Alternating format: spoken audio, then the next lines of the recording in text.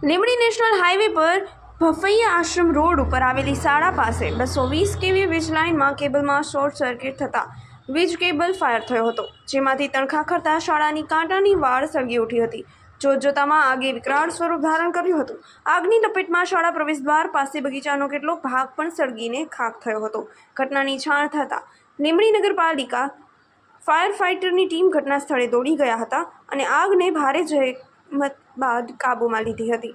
આ અંગે શાળાના સંચાલક CP રાણાએ જણાવ્યું હતું કે છેલ્લા 5 વર્ષથી જ્યારે ભારે ગરમી પડે ત્યારે સ્કૂલની વાડ પાસે આવેલી હેવી વીજ લાઇનના થાંભલામાં ફાયર થાય છે અને અમે PGVCL કચેરીએમાં આ થાંભલામાં થતા ફાયર સંદર્ભે ઘટતું કરવા 5 થી વધુ વખત આ બાબતે લેખિત તેમજ મૌખિકમાં રજૂઆત કરી છે, પરંતુ કોઈ જ કાર્યવાહી થતી નથી।